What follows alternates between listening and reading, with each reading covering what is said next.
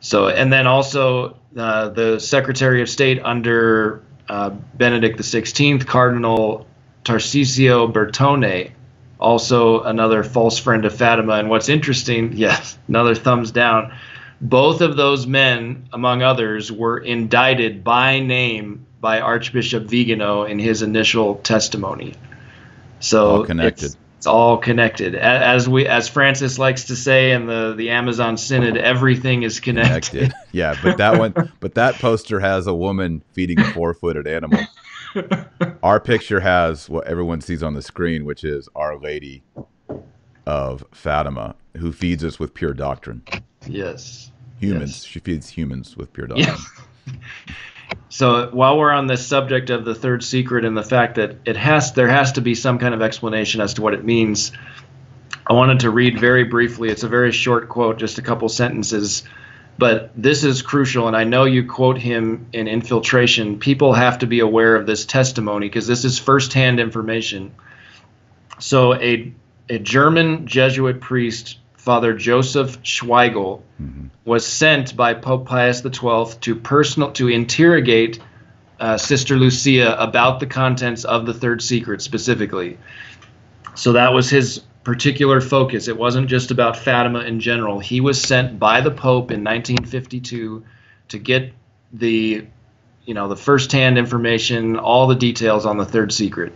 So when he got back to Rome, this is related in another very important book that was published by the Fatima Center. It's a series of 3 books, actually. It's called The Whole Truth About Fatima. I'm holding right here volume 3, which is devoted entirely to the third secret. And I know you quote from this in Infiltration. So when Father Schweigel got back to Rome, in passing, a colleague in the Vatican asked him, curiosity, I hear you went and saw Sister Lucia. Can you tell me a little bit about what's the inside scoop?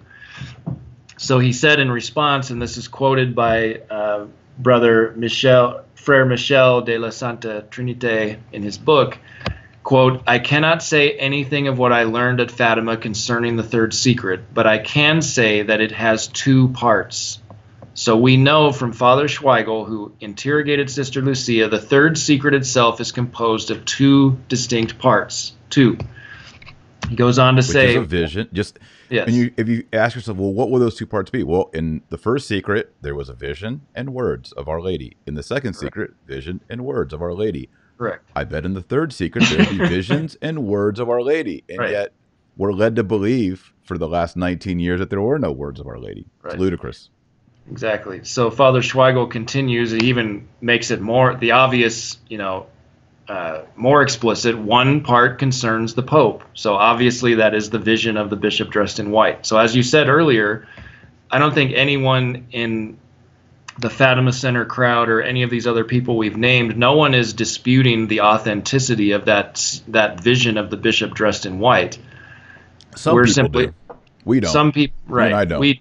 I don't think within you could say like the mainstream of Fatima, I don't think anyone reputable disputes the authenticity of that vision. We're simply saying that there's something missing, and they chose to withhold it because apparently they don't.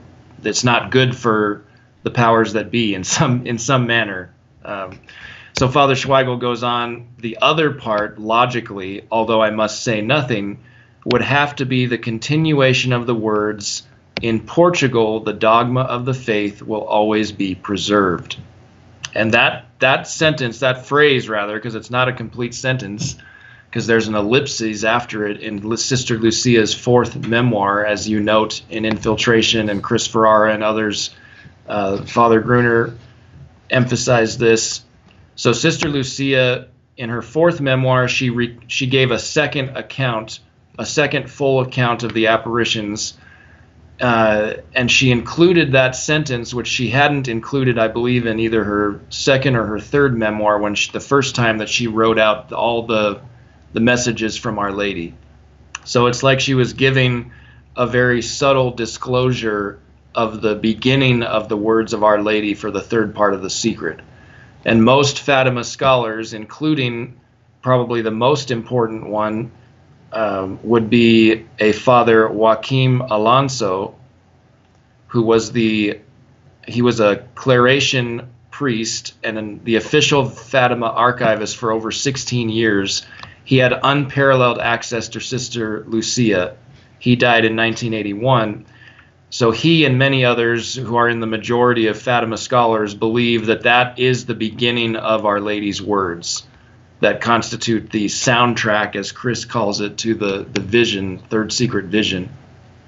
So this is the testimony of Father Alonso concerning this phrase, in Portugal, the dogma of the faith will always be preserved. He says, quote, in the period preceding the great triumph of the Immaculate Heart of Mary, terrible things are to happen.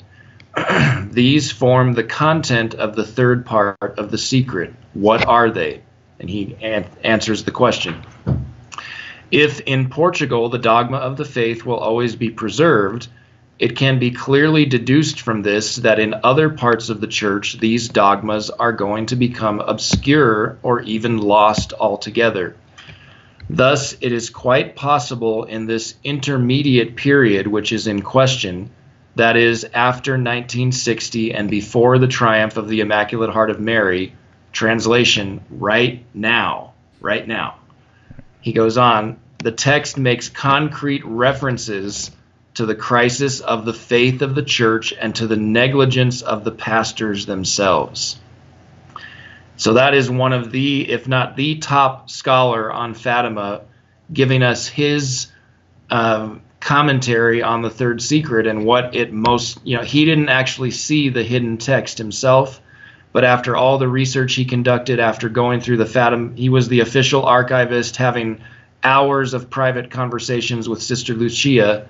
This is his expert opinion on what the third secret, what the words of Our Lady tell us. In other words, that it's an internal apostasy and that it makes concrete references, quote, to the crisis of the faith of the church and to the negligence of the pastors themselves. So it's pretty clear based on his testimony why they don't want us to see this text, because it's most likely a scathing indictment of the hierarchy. Yeah. Loss of from faith. Our Lady. I was several weeks ago, I was with Bishop Schneider. He spoke here in Texas at the Blessed Karl von Habsburg conference. Yes. It was wonderful. It was very well done. And something was mentioned that made me recall Fatima, and I haven't ever seen anyone write on it or refer to it, and that is that Blessed Karl of Austria fled. He had to flee because they are after him. He's the last heir of what would be the Holy Roman Empire. Okay. He's a blessed, very holy man, father, I believe, of 8 children. Mm-hmm. He had to flee over Europe. The Freemasons wanted to kill him. They wanted him to compromise on marriage laws and all kinds of things. He wouldn't do it. He was a faithful Catholic monarch to death. Finally, guess where he was received before death? Portugal. In fact, the island of Madeira, which is off the coast of Portugal. I'll put it up on the screen so you can see Portugal, and then you can see where Madeira is. So this good monarch, the last great Catholic emperor. And again, is it a coincidence that Our Lady appeared while all of this was going on? Exactly. Certainly not. Yeah, exactly. So there's something here. There's something with Austria, the Austrian-Hungarian Empire, Blessed Karl von Habsburg, the Habsburg, and guess where our Vienna boys came from? I gave it away. Our boys who threw the paches into the Tiber River. Yep. Vienna, Austria. It's awesome. Viva Vienna. And Vienna was always the backstop for the Mohammedans coming into Europe. That's right. They shed their blood and they fought and they worked. I mean, all of those Catholics in that region, the Turks and everybody trying to break through there, those guys were the backstop. So I think there's something here too. Maybe with with the Habsburgs, with Austria, with Portugal. Blessed Karl. Someday I'd love to do a show with you on. I gave you my little booklet, Fatima, Islam, and Our Lady's Coming Triumph. I am personally convinced, based on testimony such as Archbishop Fulton Sheen and others, that Islam is it's probably not explicitly mentioned in the missing text of the secret, because that concerns primarily the internal crisis in the church. But I'm convinced that not only is Islam going to, based on other private revelations I detail in my booklet, there's a role yet to be played by Islam, but there's also going to be a mass conversion through the intercession of Our Lady of Fatima. Agreed. Because Fatima is actually a Mohammedan, a Muslim name. It's it's a very significant name in Islam. I won't go too much into a sidetrack on that, but Fatima is the name of one of Muhammad's daughters, and she is venerated in that religion second only to Our Lady. So there's definitely a connect. That's why Archbishop Sheen said that, missionaries in Muslim lands, they need to be preaching Our Lady of Fatima to draw the Muslims into interest about the faith, because there's already a connection there. That's right. That's right. Because Mohammedans had moved into Spain and Portugal.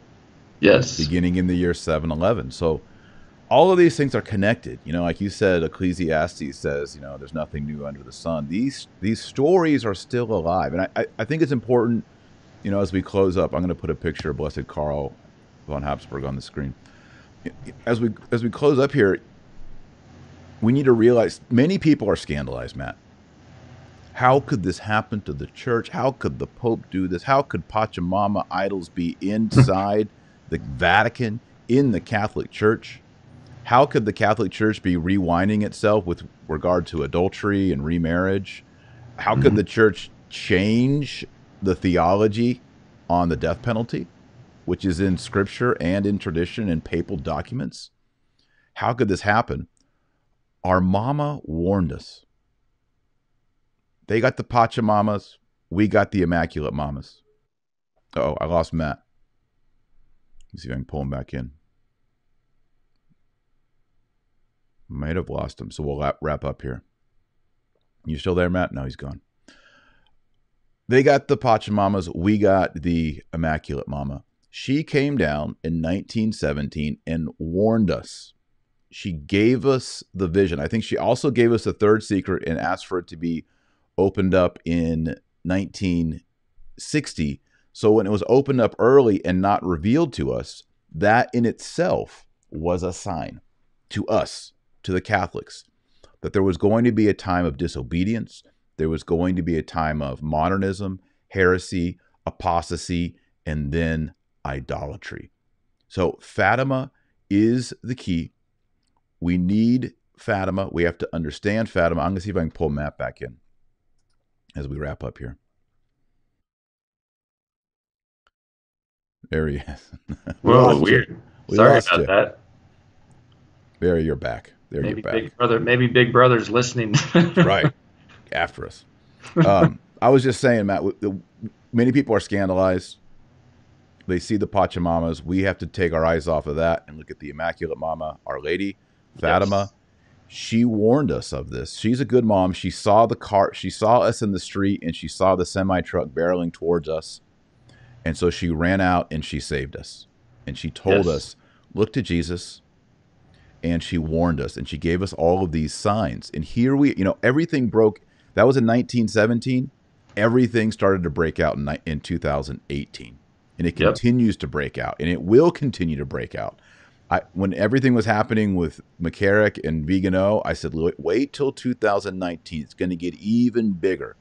And here we are in November, and it has been crazy. Amazonian Synod, Pachamamas, thrown in the Tiber, all this stuff. Mm-hmm. It's going to continue. We are at a battle. We are in a war. And the most important thing that we can do is follow the message of Fatima. How do you as a layperson do that? You pray the rosary. And you pray the rosary every single day till death. As long as you can, pray the rosary.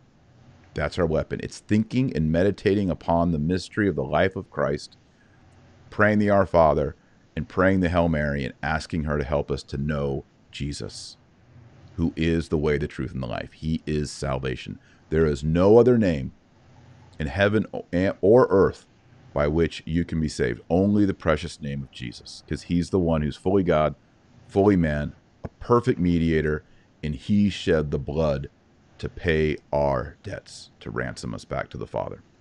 That's right. I know you got to go. I know your cutoff was 11, Matt. So if I do have a few minutes, and there was one quote I was saving, I wanted to make sure people know. So Archbishop Lefebvre, you spoke a lot about him yesterday with Michael Matt, and folks may not realize that during his sermon for the 1988 consecrations, he actually mentions Our Lady of Fatima. If I could read that real quick, please. In closing. This was reading, just as a tiny segue. I was kind of in a similar boat you were years ago, where I was told that, you got to stay away from the society. They're in schism. All this disinformation, diabolical disorientation, as Sister Lucia of Fatima would refer to our times. It was reading his sermon for the 1988 consecrations that convinced me that he was in no way intending to go into schism, and because he makes it explicit, So just kind of a little sidebar on this sermon, but he does talk about Our Lady of Fatima. He starts this section by, kind of giving a summary of Leo XIII's prophetic vision about, and you go into that in your book at great length, about him ordering the prayers after low mass and the exorcism of Leo XIII. Archbishop Lefebvre also mentions in his sermon about the abomination at Assisi in 1986, which was like a prototype for this Pachamama idolatry, and how it was totally a violation of the first commandment. He goes on to talk about Our Lady of Good Success, or Buen Suceso. We haven't had time to cover today, but that's another very important approved apparition with a message that's kind of like a prefigurement of the Fatima message.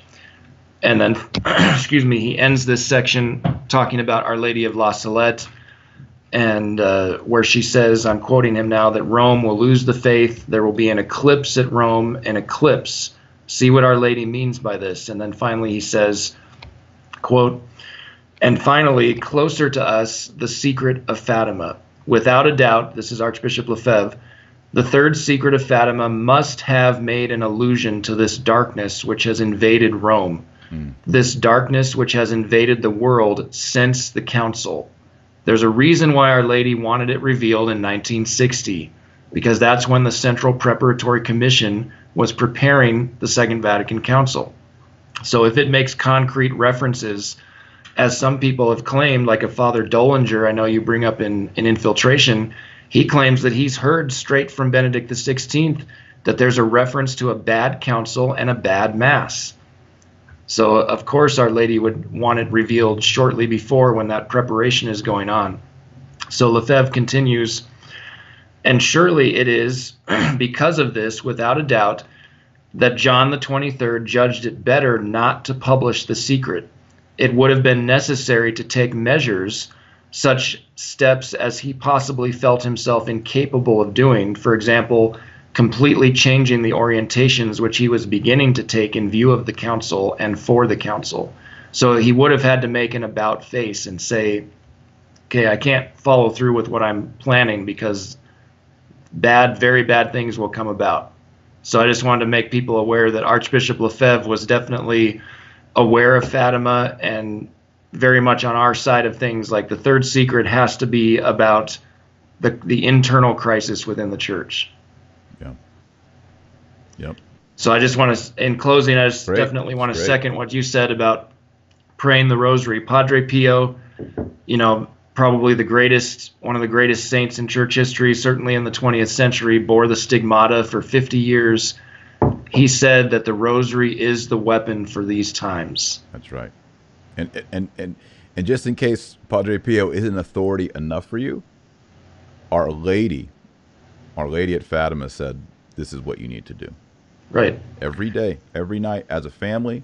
And as I say, if you have little kids like I do, what we do is if the little ones are really, really rambunctious, we'll just maybe pray the Apostles' Creed, Our Father, 3 Hail Marys, Glory be. If they're doing well, we'll pray 1 or 2 decades. And then if the little kids are rambunctious, Joy will take them to bed, and sometimes we'll wait. She'll come back and we'll finish it. Or if it's going a little bit longer, I'll just finish the full rosary with the older kids. And that's how we get it done as a family. Don't, especially if little ones, I understand it can be intimidating just to get those 5 decades done. Sometimes the kids fall asleep during it, and it works out. But do what you can as a parent, but make sure that the rosary is a ticking time bomb every evening in your family, or more, however you guys do it. If you homeschool, do it in the morning, whatever. For us, it's just easier to do it after dinner. So pray the rosary. All right, Yes. Matt, where can people follow you and get your information, Catholic Family News, etc.?